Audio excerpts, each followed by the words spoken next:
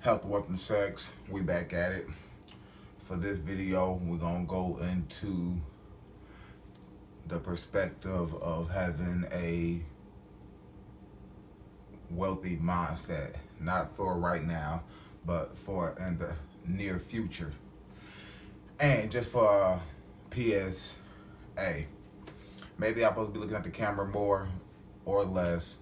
I try to be cohesive as far as looking at the computer or just going into my own regulation of the stuff that I'm supposed to be articulating. So if you can rock with it, you rock with it. If you can't, you can't. It's all good and it's all love.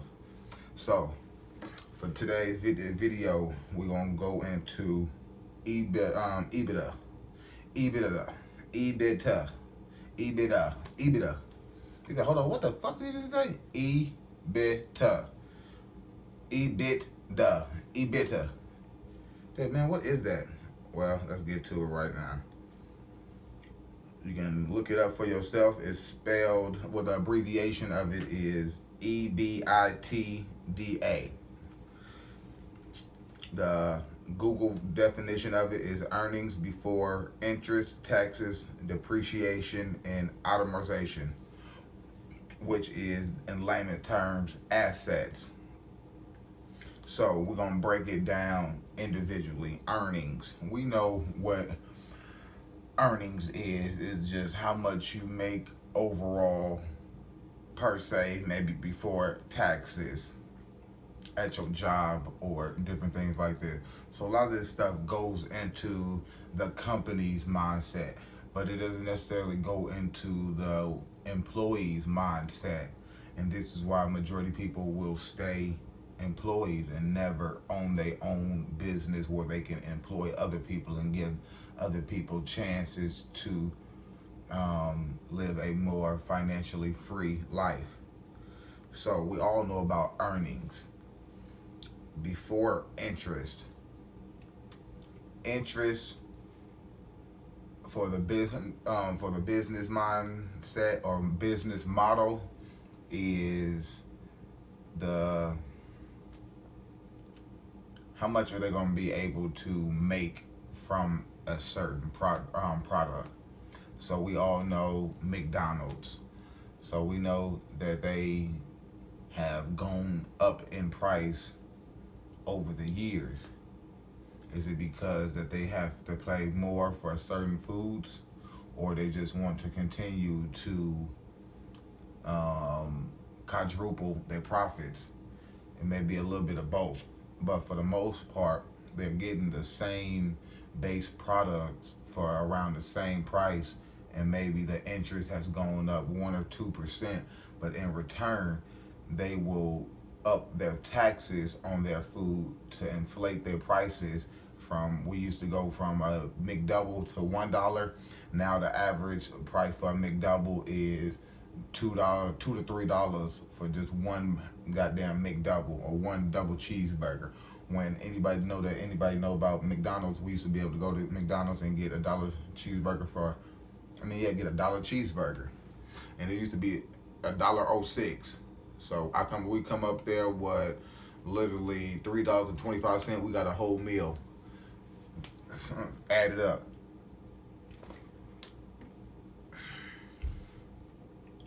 Interest is the things that we are interested in spending our access resources on, or our access earnings. So this is why it says earnings before interest. So the earnings so a lot of black people, or a lot of people in the urban community, we quote unquote have our money spent before we got it. And I'm not saying that's a bad or a good thing. I'm just saying if you already can anticipate spending your money before you get it, because you already know how much you done earned, we just need to be able to make that money that we do earn come with more interest. You say, how do we do that? Everybody wants interest on something. If the bank gives you a loan, they want a higher interest back as far as how much you're gonna have to pay back for whatever amount of money the bank then loaned you. So earnings before interest, taxes. So we all know about taxes, quote unquote. So the taxes is the every time you get your check from whichever employer that you may work at, and then you see all the um, tax deductibles that they done took out of your money each and every paycheck. And then they say, well, if you don't make over a certain bracket, then you'll be able to get some of that money back at the end of the year. But then if you make over a certain bracket, you got to pay some of that money back at the end of the year. So it's really no win situation to it. The less you make, the less they take. The less you make, the less they take. But in return, the more you make, the more they take. But the people that make the less and that they take the less from, they spend the most. And the people that and the people that make the most and that they have to pay more taxes, they spend less because they already being taxed in other areas that are invisible to towards the interest of what they actually want to um, be putting their profits towards.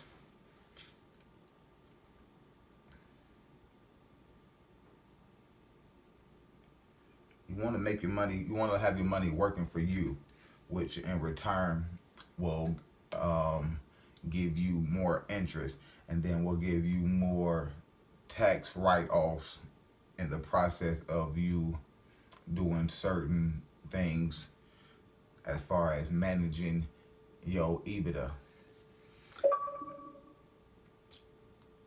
Funny. Earnings before interest, taxes, and depreciation. So we all know what taxes is. Now depreciation. Earnings before interest, taxes, depreciation, and assets. We'll go to assets after depreciation, obviously. Depreciation is just like the value of the dollar isn't what it was 20 years ago. So it went up in appreciation as far as how far the dollar would get you. So maybe it even depreciated because if I could spend $1 to get an item that cost $10 now 20 years ago, but now I need $10 instead of that $1, that means it actually depreciated because now you need more value or more value of a certain currency to get certain things as far as materialistically or resource wise. But 20, 30 years ago, the same thing that we can get for $100 costs $1,000 now. So the money has been depreciated, but in our minds we think it's being more appreciated because things are going up in price. But if some of the things still have the same value as they once did, and it's just the value of the money is getting less and less. So in return, you need more and more of the money so it can have hold some type of value towards the assets that you're trying to get. This is why it says depreciated. So they know money is always depreciating. It's never going up. It's always becoming more and more less of value. Okay, what you mean? If I got a pitcher of Kool-Aid and I pour just a little bit of sugar in there,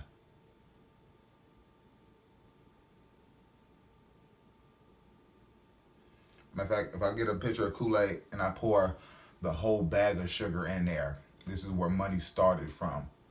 So the Kool-Aid was real sweet back in the day, where just a little bit had your ass wired. But now, since the money, or AKA the Kool-Aid, has been watered down so much, we need bigger cups to feel satisfied.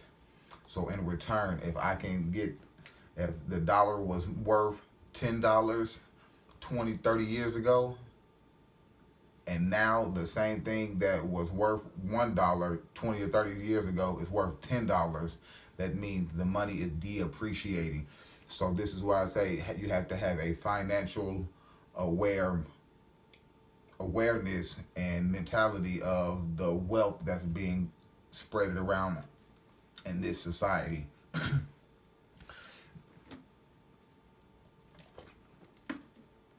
Because with money being on the all-time high of a depreciating asset, because people think money is an asset, which no, money is a bartering tool that you use to gain leverage for other resources that will benefit you as far as um,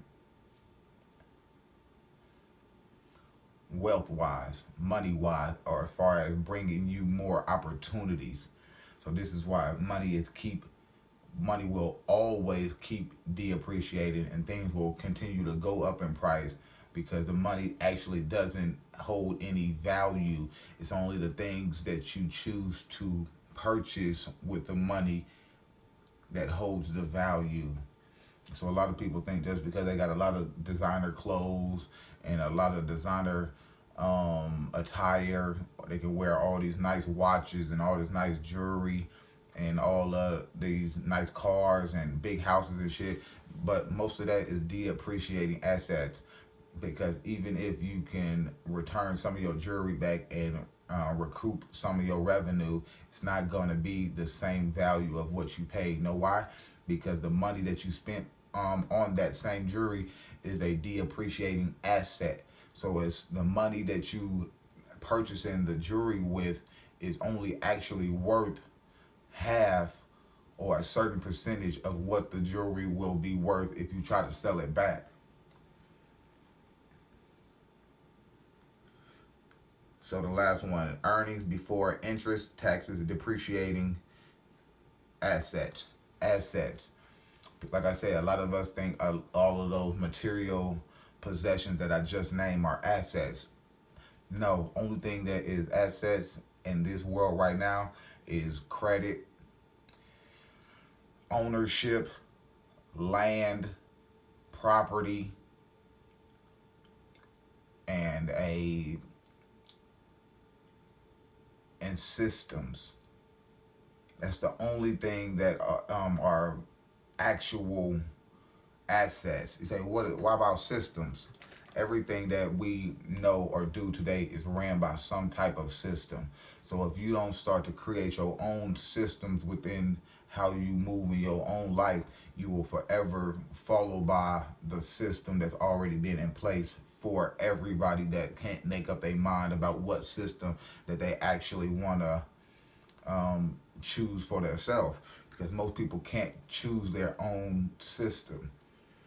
So assets is credit, ownership, properties, land, and intellectual properties or systems, things that govern over certain situations or certain businesses, different ideologies or different plans that you have to implement. Everything that we go by is in written documentation. Not saying this person owns it or this person doesn't own it. No, that's what I'm not saying that. I'm saying as far as the system of how they're going to run the company is all in written documentation. That is worth more than the franchise itself. Just like an architect, the blueprint for a building is worth more than the actual building, because without that blueprint, I won't be able to recreate that building. So, but long as I got that blueprint, now I can increase the value of the building, because I can replicate it again if needed. So that's the only way you're able to continue to build upon something, if you have the original blueprint of something that you're doing. So this is why I say those are some of the assets that we should start to be looking to try to invest in: credit, ownership, which as far as investing in people around you, property, as far as just leveraging the stuff that you already own. You don't have to go into real estate to start to invest in property. Start to look around the stuff that you already own and say, what? How can I utilize this to have this make money for me, even though I bought it for me? Land. Start to try to buy land, not as far as don't know what to do with it, but start to think more in the future as far as agricultural and health wise, or even deeper into the future, they have the new metaverse where people is buying land in the metaverse. So if you have people buying land in the metaverse, I mean it's less and less people buying land in the real world. So then in return, you can buy land in the real world and turn it into some type of digital technology center or some type of AI based property. It's not that hard. It's not that hard to start thinking outside of the box once you start using your imagination. So it's been real. It's your boy TV Lestai from the Star 9, and we out. Health, wealth, and sex.